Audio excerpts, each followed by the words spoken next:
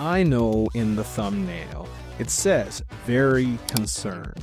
And you may think I am not very excited for the new Supergirl movie, or James Gunn's DCU. Actually, to the contrary, I'm very excited for the new Superman movie.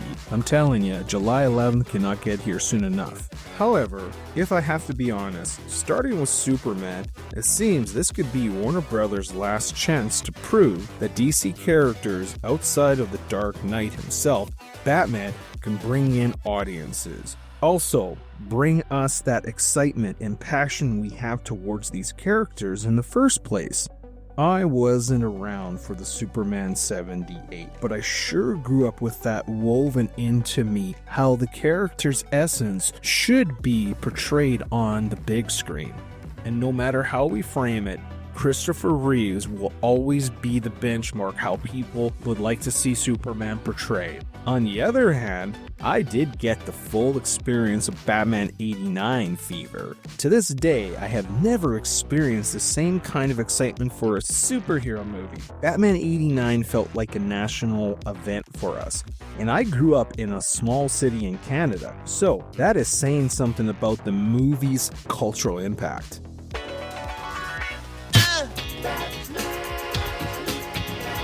You're probably wondering, I'm saying all this positive stuff about James Gunn and his Superman movie. So why am I concerned about the Supergirl movie? And I'm going to get into my concerns here, but first, I'm going to go over what we know so far about this project. The upcoming Supergirl movie, titled Supergirl, Woman of Tomorrow, is scheduled to be released on June 26, 2026. The new movie will be also based after the comic book miniseries of the same name, Supergirl, Woman of Tomorrow, written by Tom King. In this story, we follow Kara Zor-El, aka Supergirl, as she travels across the galaxy with her loyal companion Krypto. Along the way, she encounters a young alien girl named Ruthye, who is seeking her help in a quest for revenge against those who destroyed her world. The story takes a dark turn as Supergirl is faced with a difficult decision: help Ruthye on her murderous mission or risk the consequences if she decides to take matters in her own hands. The stakes are high, and the story explores themes of justice, morality, and the cost of revenge.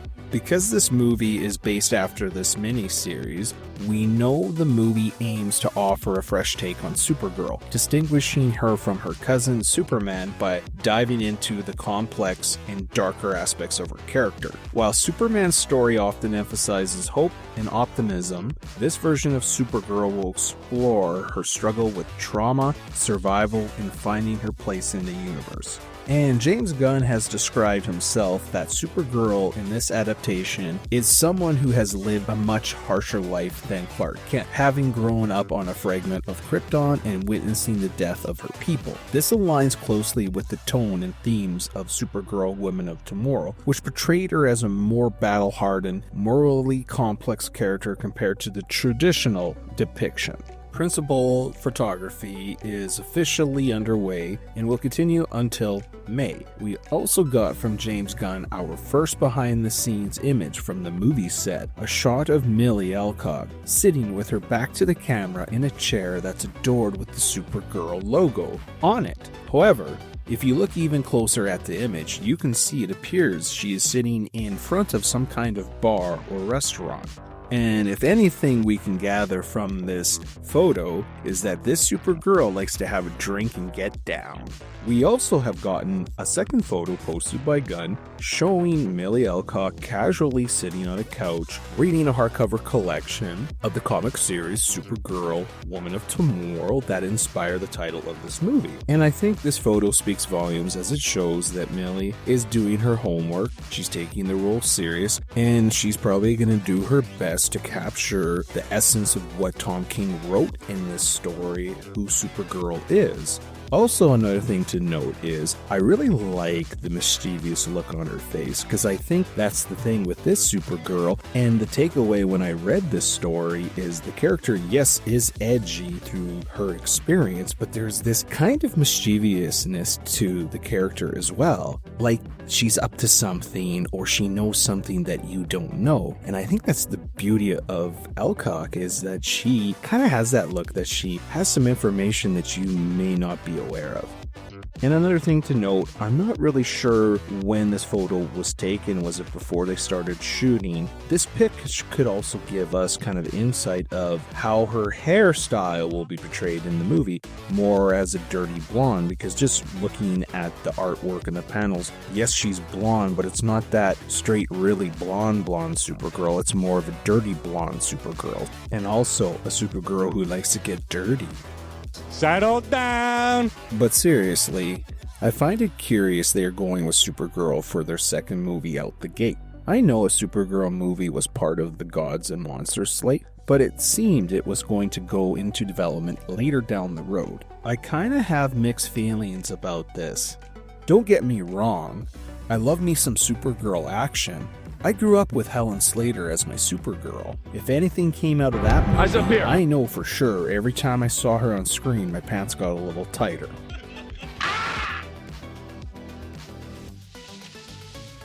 With that said, on the surface, everything looks like it's going really well for this movie. They've started principal photography, they're basing it after a beloved miniseries, and I think they're spot on for the casting. I think Millie Alcock is a fantastic choice to play Supergirl for several reasons. She brings a unique energy. Her performance as Rhaenyra Targaryen in the House of Dragon showcased her ability to bring a distinct and captivating presence to the character. She was a highlight for me. She's very talented and versatile, and I think what they're looking for this Supergirl is a more edgy and abrasive character, and fans of Tom King's miniseries will enjoy that about the character when they see it on screen. And for fans, it is definitely an exciting direction that promises to elevate Supergirl's narrative while embracing the stunning visuals and storytelling that the comic is known for. Fans in the miniseries are particularly thrilled because it suggests that the movie will lean heavily into the cosmic epic adventure feel of the comic, complete with its emotional depth and rich character development.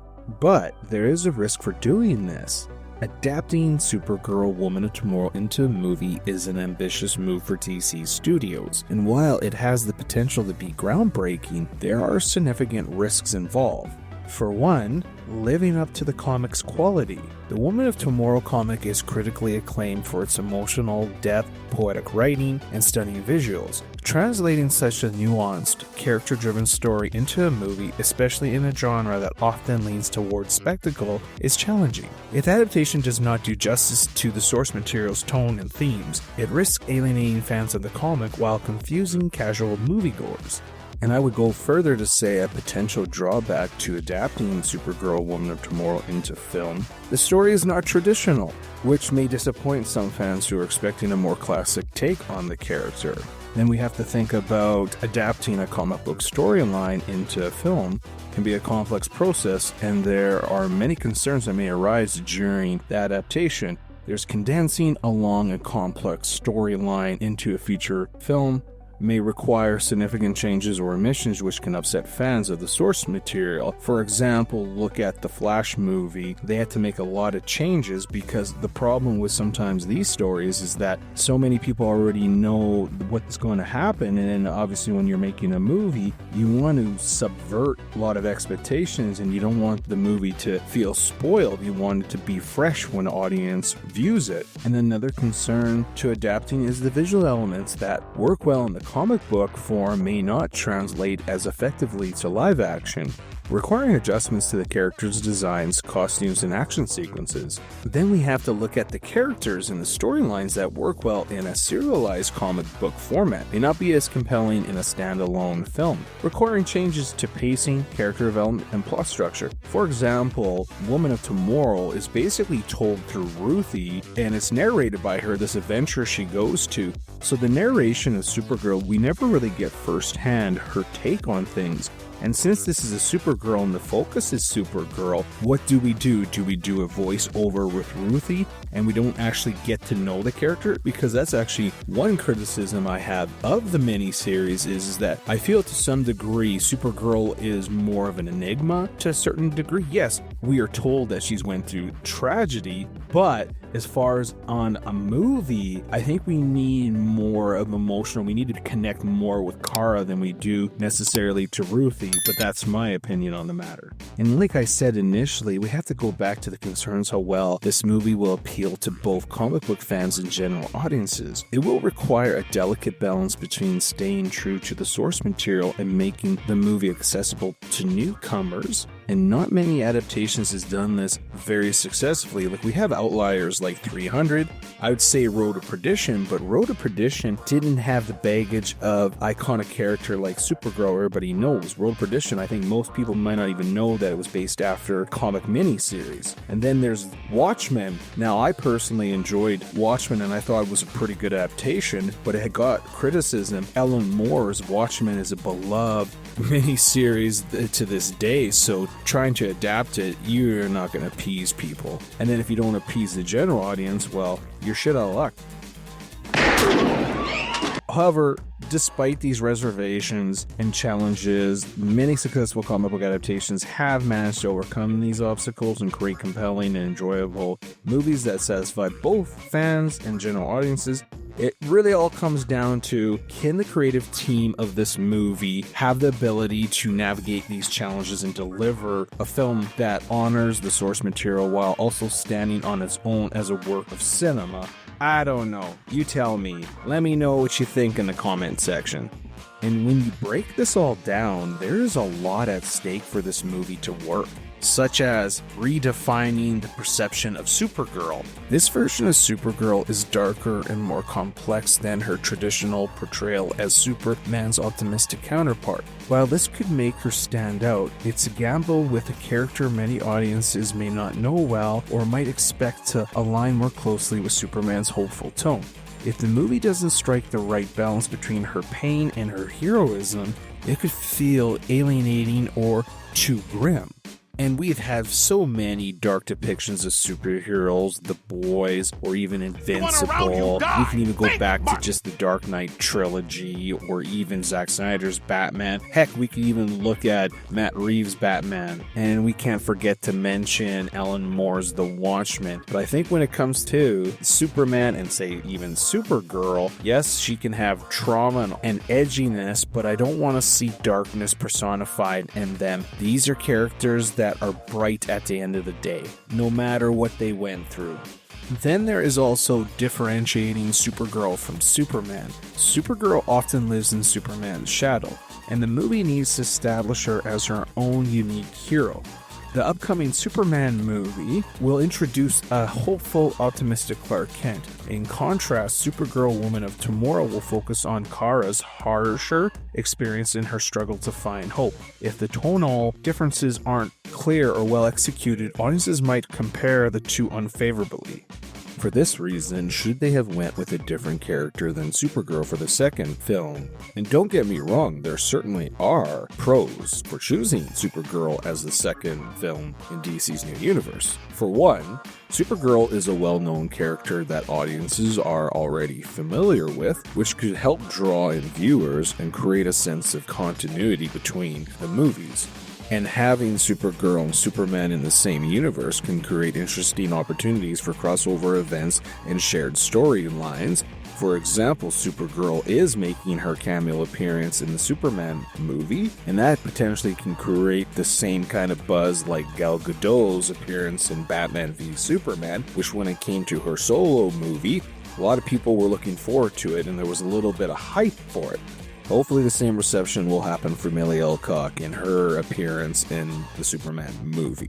Also, right off the bat, you'll have representation. Supergirl can provide a much-needed representation for female superheroes in a genre that has traditionally been dominated by male characters, though I would argue that in recent times it has been actually more dominated by female representation. There's a reason why they call the MCU the MSHU. This is an all-female empowerment story. I don't remember asking you a goddamn thing. To be honest with you, I'm not really interested or care about all that representation mumbo jumbo. I just care about a good story, and if the character is fun and exciting, it doesn't matter if it's male or female to me. And to be honest with you, it is kind of cool that they are, in a way, starting with a female superhero character, not waiting so long. Because we've seen it in the past. Like, look how many movies it took for Scarlett Johansson's Black Widow to get her solo movie. So it's kind of cool right off the bat. Second movie into James Gunn's DC universe, we're getting an iconic female superhero character.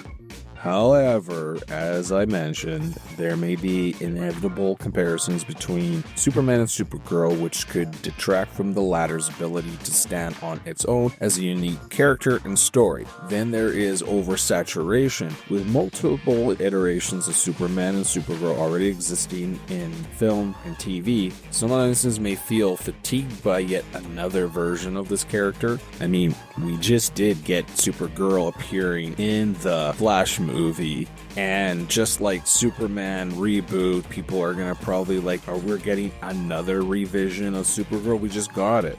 Then we have to think about the cosmic and visual scope of this movie.